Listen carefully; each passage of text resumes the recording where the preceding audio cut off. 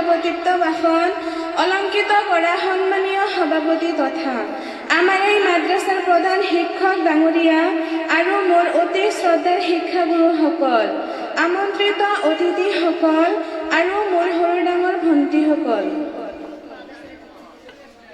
আজি মই আপোনালোকৰ সন্মুখত এই বিদায়ৰ ভাষণ দিবলৈ থিয় দিওঁতে আবেগৰ মিশ্ৰণেৰে ভৰি পৰিছোঁ। বিশ্বাস কৰিবলৈ টান যে ইয়াত আমাৰ সময়ৰ অন্ত পৰিছে আৰু আমি নতুন যাত্ৰালৈ ওলোৱাইছোঁ।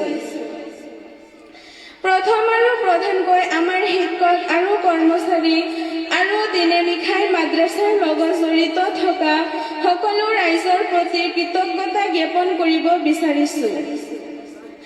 আপোনালোকে আমাৰ শৈক্ষিক যাত্ৰাৰ পথ প্ৰদৰ্শক হৈ আহিছে আৰু আমাৰ মংগলৰ প্ৰতি আপোনাৰ সমৰ্থন সঁচাকৈয়ে প্ৰশংসনীয়। আপোনালোকৰ জ্ঞান, ধৈৰ্য আৰু সমৰ্থন আজি আমাৰ যি ব্যক্তি গঢ়লৈ উঠাইছে তাৰ বাবে আমি চিৰদিন কৃতজ্ঞ হৈ থাকিম। যোৱা কেইবছৰ মনৰ পৰা মোৰ সতীৰ্থ বান্ধৱীসকল, আমি একেলগে হাঁহিছো, একেলগে শিকিছো আৰু কেতিয়াবা একেলগে কান্দিছো। উত্তন পতনৰ মাজেৰে ইজনে সিজনৰ কাষত থিয় দিছো, সহায়ৰ হাত আগবঢ়াইছো। আমি সৃষ্টি কৰা স্মৃতিবোৰ অমূল্য। নতুন আৰম্ভণি আগবাঢ়ি যোৱাৰ লগে লগে ইয়াত শিকি অহা শিক্ষাবোৰ মনত ৰখাটো গুৰুত্বপূৰ্ণ। আমি কেৱল পাঠ্যপুথিৰ পৰাই নহয়, আমি ইজনে সিজনৰ পৰাও শিকিছো কঠোৰ পৰিশ্ৰম, দৃঢ়তাৰ মূল্য।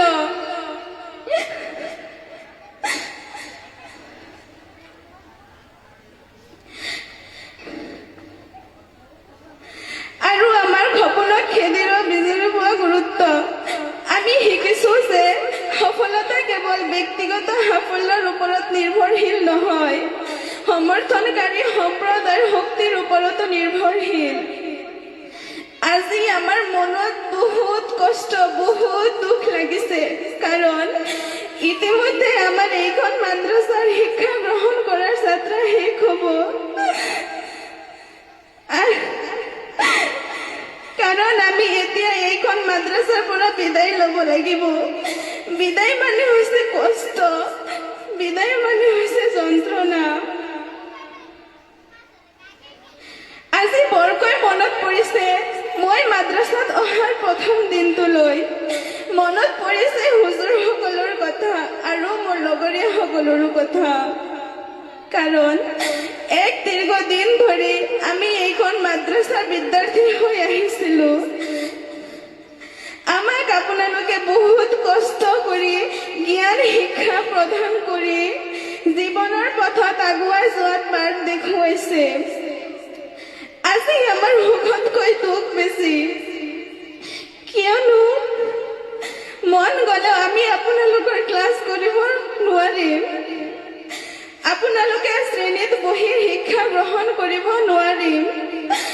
আপোনালোকে দিয়া উপদেশ, সৎ পৰামৰ্শ সদায় জীৱন পথত মানি চলিম। আপোনালোকে আমাক সত্য কি, ভাল কি, বেয়া কি শিকাইছিল, লগতে উৎসাহ প্ৰদান কৰিছিল। আমি সকলোৱে আপোনালোকৰ ওচৰত চিৰকৃতজ্ঞ হৈ থাকিম আৰু আমি সদায় আপোনালোকে দেখুওৱা সপোন আমাৰ লক্ষ্যত উপনীত হ'বলৈ চেষ্টা কৰিম। শেষত আমি আপোনালোকৰ ওচৰত দুৱা বিচাৰিছো যে আপোনালোকে আমাৰ ভৱিষ্যত উজ্জ্বল কামনা কৰিব বুলি আশা ৰাখিলো। আমি 24 জনী ছাত্ৰী আপোনালোকৰ দুৱাত আলহামদুলিল্লাহ আলিমা হ'বলৈ সক্ষম হৈছো। সক্ষম হৈ এই অনুষ্ঠানত বহিছো। আমি আল্লাহৰ ওচৰত প্ৰাৰ্থনা জনাওঁ যে এই অনুষ্ঠানখন যাতে ভৱিষ্যতৰ উন্নতিৰ শিখৰলৈ আৰু আগুৱাই যাব পাৰে, তাৰে কামনাৰে